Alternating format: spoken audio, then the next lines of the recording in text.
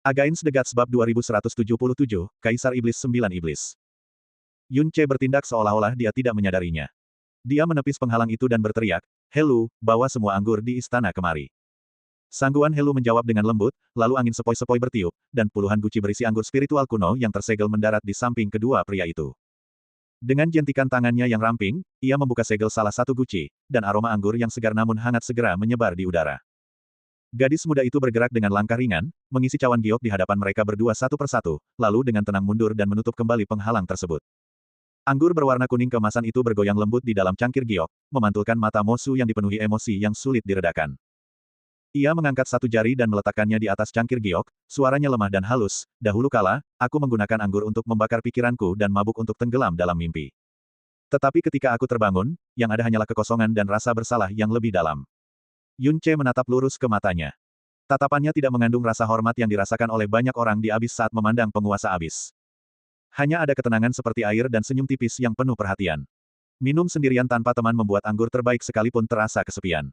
Mengagumi keindahan tanpa seseorang untuk bersandar membuat momen terindah sekalipun terasa dingin. Kakak, kamu memiliki 10.000 kata di hatimu, tetapi kata-kata itu selalu terpendam di dadamu. Tentu saja, hanya patah hati dan duka cita yang tersisa. Sekarang adikmu ada di hadapanmu, mengapa tidak menggunakan anggur sebagai panduan untuk mengungkapkan isi hatimu? Kamu bisa dengan bebas menuangkan 3 juta tahun kesepian ini ke dalam secangkir kebahagiaan ini. Mosu tersenyum tipis, kata-kata yang cerdas. Kamu persis seperti kakak Nisuan. Ia mengangkat cangkir anggurnya, pandangannya menyentuh riak di dalamnya. Di lautan hatinya, kegembiraan dan kebahagiaan yang ia rasakan saat minum bersama Pan Xiaodi kala itu terlintas kembali. Saat itu, ia menganggapnya biasa saja, tetapi setelah terbangun dari mimpi, yang tersisa hanyalah bayangan kesepian istana yang dingin, minum sendirian dalam kesedihan. Matanya berkaca-kaca saat ia menggumamkan bait puisi yang bagaikan mimpi, "Bagaimana aku bisa menanggung kesedihan ini? Bagaimana aku bisa melewati malam yang panjang? Bagaimana aku bisa mengungkapkan dukaku? Bagaimana aku bisa berbicara tentang kehancuran ini?" Yun Ce juga mengangkat cangkir anggurnya, masih mengawasinya, dan berbicara dengan nada yang beberapa kali lebih bersemangat. "Angkat anggur untuk meredakan hati yang berduka, sandarkan mimpi untuk melewati malam yang panjang, pandanglah ke langit untuk menyuarakan kesedihan dan kerinduan."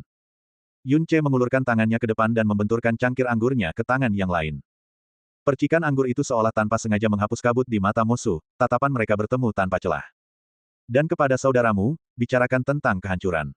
Begitu suaranya berhenti, Yun Ce mengangkat lengannya dan menengadahkan kepalanya, menghabiskan isi cangkir itu dalam sekali teguk. Tatapan Mosu terhenti sejenak. Ia pun mengangkat cangkirnya dan meneguknya hingga kosong. Senyum di wajah Yun Ce semakin lebar.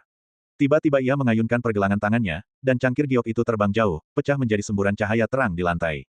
Setelah itu, 2 guci besar berisi anggur mendarat dengan keras di atas meja. Yun Ce langsung mengambil salah satunya, menuangkannya ke atas kepalanya, dan mulai minum. Anggur itu berceceran kemana-mana dan suara tegukan yang menggelegar memenuhi ruangan. Hampir 10 tarikan napas sebelum suara itu berhenti dan anggur itu habis. Yun Ce melemparkan guci kosong itu ke samping. Wajahnya kini memerah padam, dan matanya sedikit berkabut. Dia tidak menggunakan sedikit pun kekuatan mendalamnya untuk menghilangkan alkohol itu. Dengan mata yang ternoda oleh rasa mabuk, dia menatap lurus ke arah Mosu, setengah memberi isyarat, setengah menyemangati, dan membawa sedikit provokasi yang tak terselubung. Mosu sedikit menyipitkan matanya. Keraguannya hanya berlangsung sepersekian detik sebelum dia, seperti Yun Ce, meraih kendi anggur dan meminumnya di atas kepalanya. Anggur yang kuat itu mengalir ke tenggorokannya, dan rasa mabuk menyebar ke seluruh jiwanya, seolah-olah melucuti identitas dan keagungannya sebagai penguasa jurang lapis demi lapis dalam keheningan. Bang! Dia membanting guci kosong itu dan menghela napas panjang. Auranya, yang biasanya elegan dan agung, kini diselimuti aroma alkohol yang pekat. Bahkan cara dia menyandarkan diri pada guci itu pun menunjukkan sedikit keganasan yang seharusnya tidak dimiliki oleh penguasa jurang. Memang liar dan menyegarkan. Dia mulai tertawa. Kali ini, tawanya hampir sepenuhnya tanpa keanggunan ilahi atau kekakuan. Sebaliknya, tawa itu membawa sentuhan ketulusan yang terlalu jauh, terlalu aneh, dan terlalu mewah baginya. Yun Ce melambaikan telapak tangannya, dan 2 guci anggur berat lainnya mendarat di hadapan mereka. Bahkan sebelum dibuka, guci-guci itu mengeluarkan aroma yang lembut dan tajam. Dia tersenyum dan berkata, "Dengan seorang saudara sebagai teman dan anggur sebagai penuntun, dapatkah aku menukar ini dengan kakak yang mencurahkan ribuan kata dari hatinya?" Mosu meraih kendi anggur dan meneguknya dalam-dalam, tetapi dia tidak menghabiskannya. Sebaliknya, dia berkata dengan sedih, "Mengenang tahun-tahun itu, aku sangat bergantung pada kakak Nisuan. Masalah antara Xiaodi dan aku hanya bisa diceritakan kepadanya, dan aku menceritakan semuanya kepadanya. Kurasa kakak Nisuan sudah menceritakan semuanya padamu." Yun Ce tidak membantahnya. "Tapi saya lebih suka mendengarnya langsung dari kakak." Bagaimana mungkin aku tidak mengetahui niatmu? Mosu tersenyum tipis, 10.000 kata yang terucap di hatiku pada akhirnya akan menjadi racun. Kamu tidak bertanya karena penasaran, tetapi karena ingin meringankan bebanku. Kurasa ini juga merupakan kepercayaan yang kakak Nisuan berikan padamu. Yun Ce membuka mulutnya untuk mengatakan sesuatu, tetapi Mosu melanjutkan, aku tahu kakak Nisuan menyuruhmu untuk menjalani hidup dengan bebas dan membuat pilihan sesuai dengan hatimu sendiri. Namun, sejak saat aku mengetahui namamu diberikan olehnya, aku tahu makna tersembunyi yang dia simpan. Yun Ce menunjukkan ekspresi terkejut. Namaku. Kejutan ini sama sekali bukan rekayasa, karena namanya memang tidak ada hubungannya dengan Nisuan. Sepertinya kakak Nisuan tidak memberitahumu. Suara Mosu sedikit terhenti, tatapannya semakin berkabut. Perlahan ia mengucapkan sebuah nama, Xiaodi. Ibunya, dan klan ibunya, menggunakan Yun sebagai nama keluarga mereka. Sebuah kejutan yang tulus dan samar muncul di dahi Yun Ce. Mosu melanjutkan, kakak Nisuan secara khusus memberimu nama keluarga, Yun, karena nama itu memiliki banyak makna mendalam, baik untukmu maupun untukku.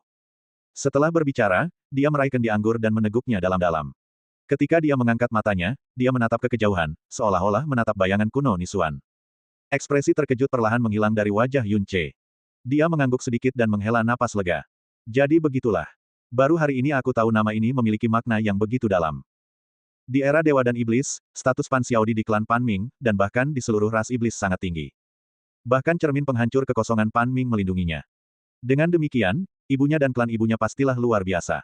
Tetapi, Yun Ce segera mengingat-ingat. Di antara klan iblis kuno yang tercatat memenuhi syarat untuk berada di level Kaisar Iblis, tampaknya tidak ada yang memiliki nama keluarga Yun. Klan Tiangang Yun tempat dia berasal memang memiliki nama keluarga Yun, tetapi mereka hanyalah sisa-sisa keturunan iblis yang nyaris tidak bisa bertahan hidup. Saat itu, mereka hampir tidak bisa bertahan hidup di antara kekuatan-kekuatan di wilayah Dewa Utara. Jika bukan karena kemunculannya, mereka mungkin telah lenyap menjadi debu sejarah, dan tidak ada hubungannya dengan kata kuat. Namun, catatan yang tersisa mengenai ras iblis kuno jauh lebih sedikit daripada catatan tentang ras dewa. Yun Ce tidak terlalu memikirkannya dan malah mengikuti alur cerita, sambil menghela napas. Guru pernah berkata bahwa kultivasi kakak meningkat pesat setelah perjalanannya, tetapi dalam pertemuan pertamamu dengannya, kamu mengalami kekalahan. Baru kemudian kamu mengetahui bahwa dia adalah orang nomor satu di generasinya dalam ras iblis. Untuk membesarkan wanita yang luar biasa seperti itu, kurasa ibunya pasti berasal dari klan iblis terkuat di bawah Kaisar Iblis Pan Ming. Tidak, kata Mosu perlahan. Klan ibu Xiaodi tidak mengabdi di bawah Pan Ming, tetapi di bawah 9 iblis. 9 iblis. Yun Ce menggumamkan nama itu, lalu sedikit menyipitkan matanya. Oh. Jadi dia berasal dari klan iblis di bawah Kaisar Iblis 9 iblis. Sepertinya klan iblis kuno cukup akur hingga bersatu seperti itu. Mosu mengalihkan pandangannya ke arahnya dengan senyum tipis. Sepertinya kamu tahu sangat sedikit tentang urusan ras iblis. Yun Ce tidak mengerti mengapa ucapannya yang biasa saja menyebabkan Mosu memberikan penilaian seperti itu. Dia meneguk anggur dalam jumlah besar, bersendawa keras, dan berkata dengan sedikit tidak jelas, lebih dari sekadar sedikit. Guru jarang menyebutkan ras iblis kuno kepadaku. Terkadang ketika aku bertanya secara proaktif, dia sengaja menghindari topik tersebut. Seiring waktu, aku berhenti bertanya. Dia terus berbicara pada dirinya sendiri, berbicara tentang 4 kaisar iblis yang memimpin ras iblis kuno, aku hanya tahu secara kasar bahwa Kaisar Iblis Pemalu Surga memiliki status tertinggi, Kaisar Iblis Pan Ming memiliki kekuatan terkuat, Kaisar Iblis Nirvana memiliki kekuatan jiwa terkuat, dan Kaisar Iblis 9 Iblis memiliki penilaian yang sangat kontradiktif. Mereka mengatakan dia yang terlemah dalam kekuatan, namun dia juga yang paling menakutkan. Omong-omong, Dewa Penciptaan Kehidupan, Li Su, jatuh di tangan Kaisar Iblis 9 Iblis. Setelah selesai, dia menggelengkan kepalanya seolah bingung, lalu mengangkat kendi anggurnya hingga berbenturan keras dengan kendi Mosu dan meneguknya lagi dengan rakus. Mosu berkata, evaluasi itu sebenarnya cukup akurat. Oh, wajah Yun Ce berseri-seri karena penasaran. Mosu tanpa ragu menjelaskan kepadanya dengan santai, kekuatan pribadi Kaisar Iblis 9 Iblis memang yang terlemah di antara keempat Kaisar Iblis. Tetapi meskipun dia lemah dalam dirinya sendiri, dia kuat karena 9 iblis. Pada awal ras iblis, Kaisar Iblis 9 Iblis memisahkan sebagian dari dagingnya sendiri, jiwa iblis, dan kekuatan 9 iblis. Masing-masing kekuatan 9 iblis tersebut menjadi iblis dan garis keturunan, secara bertahap menjadi klan iblis 9 iblis di bawah komandonya. Iblis bayangan, iblis jurang, iblis racun, iblis darah, iblis malapetaka, iblis pemangsa, iblis abu, iblis jaring surgawi, dan iblis jaring hantu. Kesembilan iblis membentuk sebuah klan, semuanya menyandang nama kaisar. Mengingat asal-usul dan status istimewa dari 9 klan iblis, tidak berlebihan jika menyebut mereka semua sebagai keturunan langsung kaisar iblis. Yun Ce mendengarkan dengan tenang, dan menyela pada waktu yang tepat, jadi nama kaisar iblis 9 iblis adalah eksistensi yang sangat istimewa. Guru mengatakan Dewa Penciptaan Kehidupan, Lisu, jatuh karena racun iblis dari Kaisar Iblis 9 Iblis. Kurasa, itu adalah kekuatan iblis racunnya. Mosu menjawab, berdasarkan makhluk dan catatan dari Tanah Suci Abadi, memang demikian adanya. Kekuatan iblis racun ternyata bisa membunuh Dewa Penciptaan. Sepertinya itu adalah kekuatan terkuat di antara 9 iblis. Yun Ce menghela napas panjang, pikirannya melayang sejenak. Dahulu kala, racun pembunuh dewa yang diderita Jasmine kemungkinan berasal dari kekuatan iblis racun yang ditinggalkan oleh Kaisar Iblis 9 Iblis. Racun iblis yang telah diencerkan selama jutaan tahun pun masih dapat dengan mudah menjebak Jasmine pada masa itu ke dalam perangkap maut. Sungguh mengerikan. Bukan begitu, kata Mosu pelan. Yang terkuat dari 9 iblis bernama Iblis Bayangan. Bukan hanya yang terkuat, tetapi juga keberadaan yang paling istimewa dan misterius. Itu adalah klan Ibu Xiaodi. Setiap kali ia menyebut nama Xiaodi, gelombang emosi yang bertahan lama dan tak terpadamkan akan bergetar di kedalaman pupil mata Mosu. Ia meraih kendi anggur dan minum dengan rakus lagi, membiarkan rasa pusing yang sebenarnya bisa dengan mudah ia hilangkan menyebar ke seluruh tubuhnya. Iblis Bayangan. Baik dalam ingatan Yun Ce maupun ingatan Ciu Yao, kedua kata ini tidak pernah ada. Jelas sekali, hal itu telah lenyap sepenuhnya ditelan debu zaman setelah kematian Kaisar Iblis 9 Iblis dan berakhirnya era Dewa dan Iblis. Garis keturunan langsung Kaisar Iblis Pan Ming dan keturunan terkuat dari Kaisar Iblis 9 Iblis. Tidak heran dia bisa menjadi sosok yang luar biasa. Sosok seperti itu, sepanjang sejarah, kurasa hanya kakak yang pantas untuknya. Mosu menatapnya. Tatapan mereka bertemu, dan Yun Ce melihat kabut mabuk di matanya, serta obsesi mengerikan yang tertanam di dalamnya, obsesi yang belum mereda sedikitpun. Yun Ce, aku mengerti maksudmu, dan sebagai kakakmu, aku sangat tersentuh dan berterima kasih.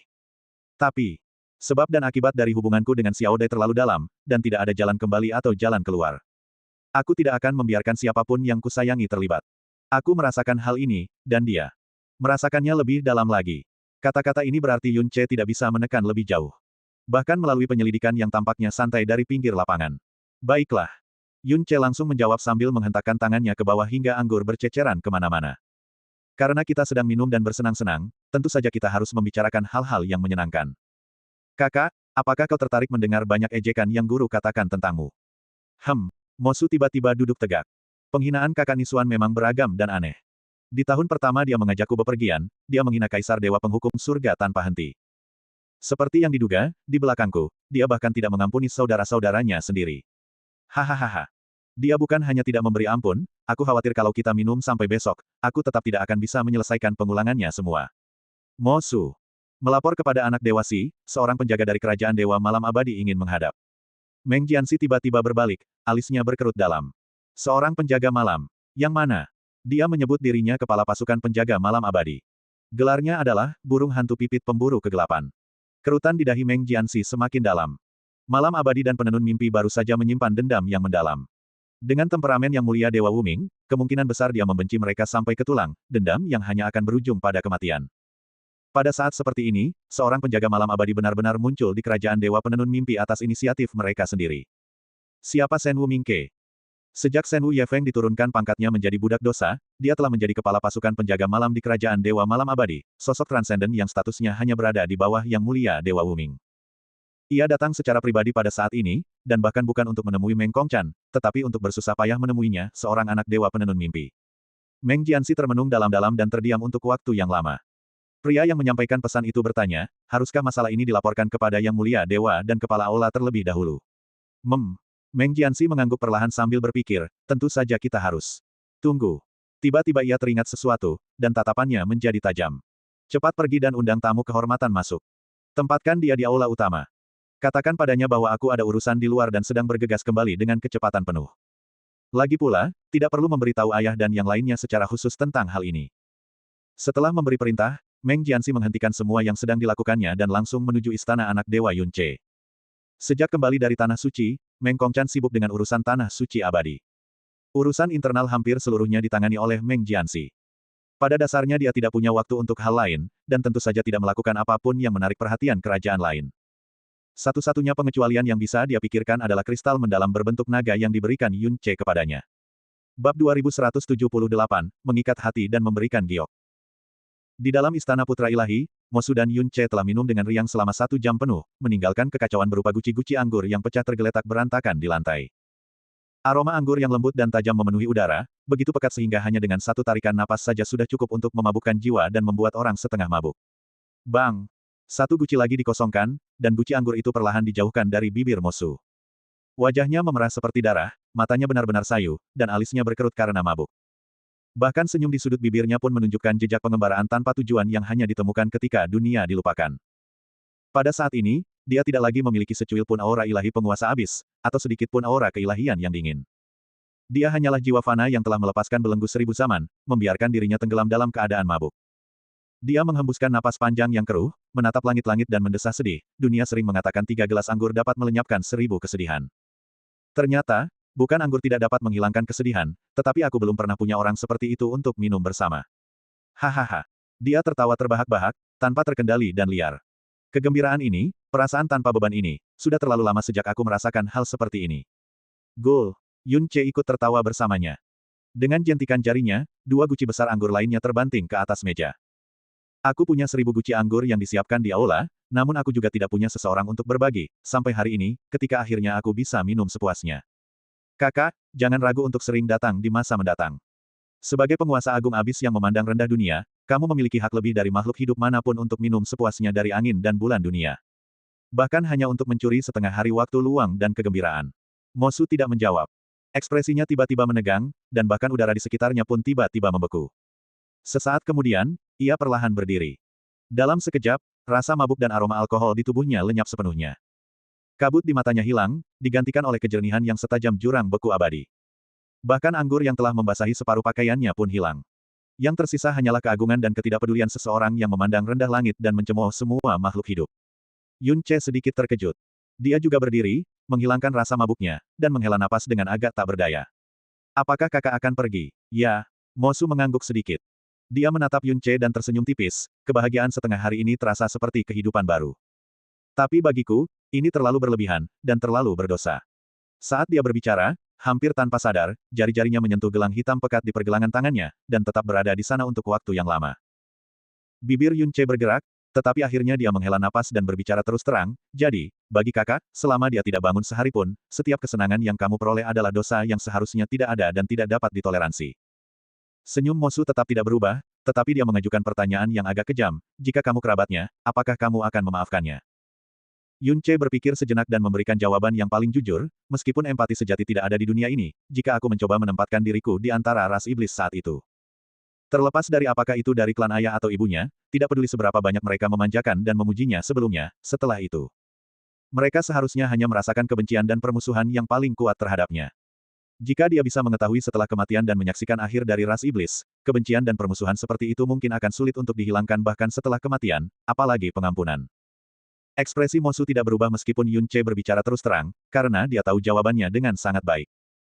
Dia melanjutkan pertanyaannya, lalu, jika ada seorang wanita seperti Xiaodi yang tidak ragu melakukan hal seperti itu untuk menyelamatkan hidupmu. Jika hidupmu diselamatkan dengan mengorbankan dirinya yang melakukan kejahatan yang tak termaafkan, dapatkah kamu meyakinkan dirimu sendiri untuk menerimanya? Yun Ce tidak menjawab. Dia tidak bisa menjawab. Memaafkan orang lain itu mudah, tetapi memaafkan diri sendiri itu sangat sulit. Karena dia seperti ini, hak apa yang kumiliki? Sebelum menyelesaikan kalimatnya, ia menggelengkan kepala dan tertawa. Yun Ce, kau sedang berada di puncak masa mudamu. Kau seharusnya hidup sebebas dan sesemangat kakak Nisuan. Hal-hal suram seperti ini seharusnya tidak selalu diceritakan kepadamu. Yun Ce menatapnya dengan tatapan tulus dan berkata, antara saudara, tidak perlu ada yang dirahasiakan. Aku percaya kata-kata ini hanya akan diucapkan kakak kepadaku. Mosu berbalik.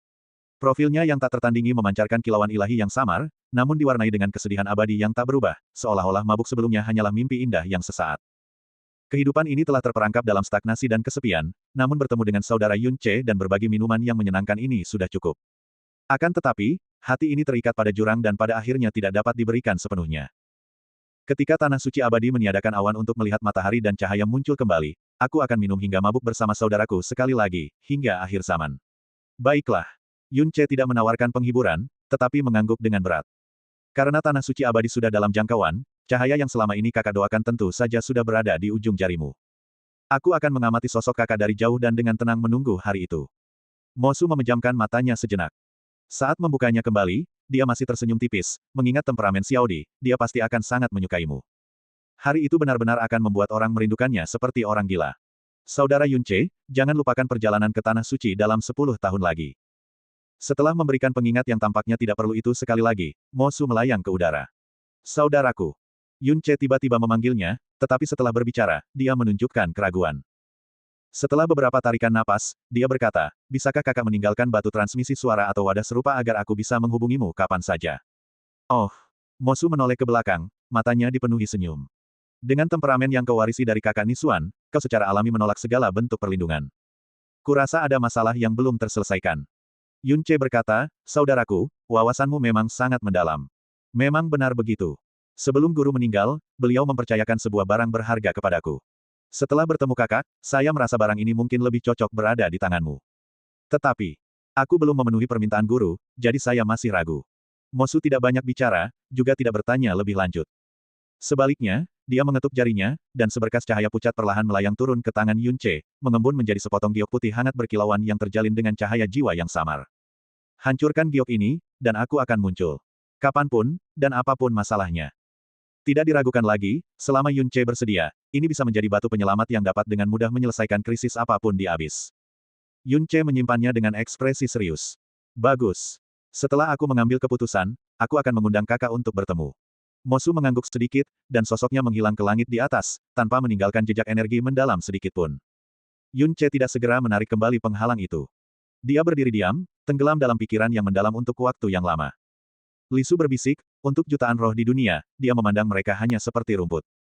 Namun kepada Pan Xiaodi, kasih sayangnya terukir di tulang-tulangnya. Jadi, apakah dia orang yang tidak berperasaan, atau orang yang sangat berbakti? Yun Ce berbicara dengan tenang, persatuan mereka berdua sangat berkontribusi pada kehancuran ras dewa dan iblis, dan menyebabkan berakhirnya suatu era. Beban yang ditanggung Mosu bukan hanya itu, tetapi juga dosa mengerikan yang dilakukan Pan Xiaodi untuknya. Aku bukan Mosu, dan aku tidak bisa berempati dengannya, tetapi aku telah memikirkan hidupnya dengan saksama selama periode waktu ini, dan aku secara bertahap mulai merasa bahwa tidak mengherankan jika dia menjadi orang yang begitu ekstrim setelah mengalami pengalaman seperti itu. Apakah dia akan sering datang ke sini di masa depan? Li Su bertanya dengan sedikit khawatir. Jelas, dia takut rahasia Yun Ce mungkin akan terbongkar karena hal ini. Lagi pula, dia adalah penguasa jurang. Tidak. Yun Ce berkata dengan cukup yakin, aku tidak akan terkejut jika dia berinisiatif mencariku. Lagi pula, mengingat statusku, aku adalah satu-satunya orang di dunia ini yang membuatnya rela merendahkan diri dan mendekat. Lebih dari 3 juta tahun kesendirian pasti akan membuatnya merasakan gelombang emosi yang tak terkendali di hatinya. Tapi, itu pada dasarnya hanya akan terjadi sekali. Karena dia akan segera menyadari bahwa setiap kenyamanan yang dia rasakan akan berubah menjadi rasa bersalah yang lebih dalam begitu dia sadar. Selama Pan Xiaodi belum bangun, dia tidak akan pernah bisa melepaskan isi hatinya. Jadi begitu. Li Su tampak mengerti. Apakah kalimatmu tadi dimaksudkan untuk memprovokasinya? Tanya Li Su. Dalam arti tertentu, kata Yun Ce. Meskipun aku tidak sengaja memprovokasinya dengan kata-kata, dia tetap akan menyalahkan dan mengikat dirinya sendiri setelah sadar. Aku hanya mempercepat prosesnya. Lagi pula, saat menghadapinya tadi, aku tidak bisa menggunakan cara apapun untuk menghilangkan pengaruh alkohol. Jika kami terus minum, aku khawatir aku akan salah bicara. Sekalipun Mosu benar-benar bisa membiarkan dirinya mabuk hingga kehilangan akal sehat, Yun Ce sama sekali tidak bisa. Tiba-tiba, lautan jiwa Yun Ce bergetar sesaat. Ada apa? Tanya Li Su segera. Yun Ce menggelengkan kepalanya sedikit. Bukan apa-apa. Hanya banyak refleksi yang menyentuh hatiku. Li Su tahu bahwa dia tidak sepenuhnya jujur, tetapi dia tidak bertanya lagi. Sensasi sedang diawasi. Trauma jiwa akibat hukuman menggerogoti kesengsaraan telah sembuh, tetapi perasaan diawasi masih ada, baik di sini maupun di lautan berkabut. Bahkan barusan, saat minum bersama Mosu. Namun Mosu tidak bereaksi.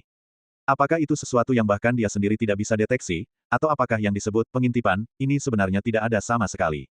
Atau mungkin, pada saat ini, dia merasakan aura Meng Jianxi mendekat dengan cepat, bercampur dengan kecemasan. Yun Ce mengulurkan tangan dan menyingkirkan penghalang itu, lalu memerintahkan, Lai Seng, keluarlah dan sambut putra ilahi Jianxi Kaola. Tidak perlu pengumuman. Tidak lama kemudian, Meng Jianxi tiba di hadapan Yun Ce dan langsung ke intinya, Saudara Yuan, kepala penjaga malam dari Kerajaan Ilahi Malam Abadi, Shen Wu Mingke, datang berkunjung secara pribadi. Namun, ia tidak datang untuk menemui ayah dewa atau kepala aula, melainkan meminta untuk bertemu denganku. Hal ini sungguh aneh. Oh, untuk bertemu denganmu. Yun Ce tampak bingung. Setelah berpikir sejenak, matanya menyipit, dan dia berbisik, sepertinya ini untuk kristal jurang berbentuk naga itu. Mulut Meng Jianxi sedikit terbuka, diikuti desahan kekaguman yang tulus. Seperti yang diharapkan dari Saudara Yuan. Aku merenung cukup lama dan juga merasa ini adalah alasan yang paling mungkin. Jika memang demikian, karena kristal ini diperoleh oleh Saudara Yuan, jika diperlukan keterlibatan apapun, itu harus diputuskan olehmu. Yun Ce memasang sikap berpikir sementara Meng Jianxi menunggu dalam diam. Setelah sekian lama, Yun Ce berbicara dengan tenang, mereka baru saja menimbulkan masalah besar, namun sekarang mereka berani datang ke tempat kita, dan itu tidak lain kepala penjaga malam. Tampaknya orang yang sangat membutuhkan kristal berbentuk naga ini pastilah Yang Mulia Dewa Wuming itu. Dengan temperamen Yang Mulia Dewa Wuming, jika dia gagal mendapatkannya, dia tidak akan pernah melepaskannya. Karena kita tidak mengetahui rahasia atau kegunaan kristal berbentuk naga ini, sebaiknya kita berikan saja padanya, tetapi... Dia berhenti sejenak, mengalihkan pandangannya ke arah Meng Jianxi dan melanjutkan, ingat, pertama, kristal ini ditemukan secara tidak sengaja oleh anggota keluargamu di lautan berkabut. Ini tidak boleh melibatkan aku, dan tentu saja juga Long Jiang. Kedua, kilauan kebencian yang tak terselubung terpancar dari matanya, dengan dendam di depan kita dan permintaan di belakang mereka, alasan apa yang kita miliki untuk tidak mengajukan tuntutan yang berlebihan padanya. Meng Jianxi mengerti dan mengangguk dalam diam. Sekembalinya ke kediamannya, Meng Jianxi sudah bisa merasakan aura suram dan mematikan yang khas dari kerajaan ilahi malam abadi dari kejauhan. Ia segera merapikan pakaiannya dan membungkuk saat masuk, kehadiran senior Shen Wu di kediaman sederhana saya ini membuat saya sangat cemas. Karena beberapa urusan sepele di luar, saya tidak dapat menyambut Anda secara pribadi.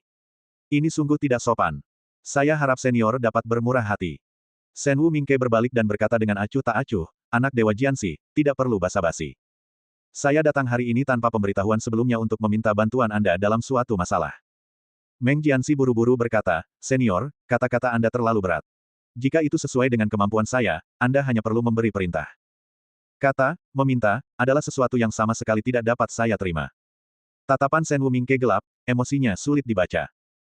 Itu bukanlah keagungan yang dalam dan dingin seperti biasanya dari seorang pejabat tinggi, melainkan kesuraman tanpa cahaya yang lahir dari seseorang yang martabatnya telah dihancurkan dan diinjak-injak selama bertahun-tahun, yang keyakinannya telah lama diputarbalikkan dan diasingkan. Ia menatap Meng Jianxi, hatinya dipenuhi desahan. Kerajaan penenun mimpi dan malam abadi baru saja membentuk permusuhan berdarah di Tanah Suci. Hal ini diketahui hampir oleh seluruh dunia. Namun putra ilahi sang penenun mimpi di hadapannya begitu sopan dan tenang, tanpa celah atau celah sedikit pun dalam sikapnya, seolah-olah tidak pernah ada keretakan antara kedua kerajaan tersebut.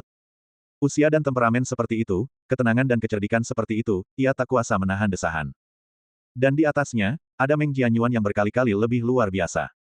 Masa depan kerajaan ilahi penenun mimpi tak terbatas, sementara masa depan malam abadi. Sambil menepis pikiran-pikiran yang melayang, ia berbicara langsung, karena itu, aku tidak akan membuang-buang kata. Kebetulan aku mendengar bahwa anak Dewa Jianxi baru-baru ini memperoleh kristal jurang berbentuk naga. Namun, karena tidak mengetahui kegunaannya, kamu telah mengirim orang kemana-mana untuk mencari catatan dan menyelidiki rahasianya. Aku ingin tahu apakah kamu telah memperoleh sesuatu. Meng Jianxi mendongak, ekspresi terkejut terpampang tepat pada waktunya di wajahnya. Ini, mungkinkah senior datang khusus untuk kristal aneh berbentuk naga melingkar itu? Jujur saja, tidak ada seorang pun di kerajaan penenun mimpi kami yang mengenali kristal ini. Pencarianku sejauh ini belum membuahkan hasil. Karena senior menyebutkannya, mungkinkah Anda mengenalinya? Shen Wu Mingke memperhatikan setiap kedipan matanya dan perlahan membuka bibirnya, tentu saja aku mengenalnya. Namanya adalah Kristal Mendalam Tujuh Naga Melingkar. Alis Meng Jianxi sedikit berkedut, dan secercah kejutan terlintas di matanya. Dan semua ini ditangkap dengan sempurna oleh Shen Wu Mingke. Sepertinya anak Dewa Jianxi telah mendengar nama ini. Meng Jianxi berusaha menghafal semua informasi yang dikumpulkan oleh Aola Xuanji. Meskipun nama, Kristal Mendalam Tujuh Naga Melingkar, hanya muncul di pinggiran dari sekian banyak pesan, hal itu tetap memungkinkannya untuk mengingatnya dengan jelas begitu dia mendengarnya. Setelah mempertimbangkan berbagai pilihan dalam sekejap, Meng Jianxi tidak menyangkalnya. Sebaliknya, dia berbicara dengan sangat jujur, saya tidak akan menyembunyikannya dari senior. Saya memang pernah mendengar nama ini. Terlebih lagi, nama ini berasal dari kerajaan ilahi malam abadi. Pasti sesuatu yang ditemukan oleh orang-orang saya di Aula Xuanji secara kebetulan. Jika saya telah menyinggung perasaan Anda, saya harap senior dapat memaafkan saya. Shen Wu Mingke mendengus dingin, siapa di dunia ini yang dapat menandingi kemampuan pengumpulan intelijen istana Xuanji kerajaanmu? Kalau begitu, aku tidak perlu bertele-tele lagi. Ekspresinya berubah menjadi keagungan tegas seorang tetua yang berhadapan dengan juniornya, memikul beban tekanan. Nada suaranya dingin dan acuh tak acuh, hanya malam abadiku yang tahu nama kristal yang kau miliki, dan tentu saja, hanya malam abadiku yang tahu kegunaannya dan cara menggunakannya. Di tanganmu, itu hanya akan menjadi kristal yang tidak berguna dan sia-sia. Untuk menghindari pemborosan harta surgawi, akan lebih tepat untuk menyerahkan kristal mendalam tujuh naga melingkar ini kepada malam abadiku. Namun, tentu saja aku tidak akan berbuat salah padamu dengan membuatmu menyerahkannya begitu saja, dan aku juga tidak akan memanfaatkan ketidaktahuanmu untuk meremehkan nilainya. Pada saat itu, semburan cahaya putih murni yang hampir menyilaukan muncul di tangan Shen Wu Mingke, seketika menarik perhatian Meng Jianxi. Aku akan menukarkannya dengan giok ilahi wahyu surgawi yang lengkap. Tatapan Meng Jianxi tertuju pada giok ilahi wahyu surgawi, matanya melebar seolah-olah dia sangat terkejut. Reaksi ini membuat Shen Wumingke menghela napas lega. Sikapnya tetap sama seperti sebelumnya, suaranya semakin tegang. Aku kebetulan mendengar bahwa 3 tahun lalu, giok ilahi wahyu surgawi yang diberikan kepadamu hilang karena kecelakaan, menyebabkanmu kehilangan batu loncatan menuju surga di masa depanmu. Sungguh disayangkan. Dan hari ini, penyesalanmu dapat diperbaiki. Menukar kristal yang tak berguna dengan giok yang mengarah ke surga, menurutku, kamu tidak punya alasan untuk menolak.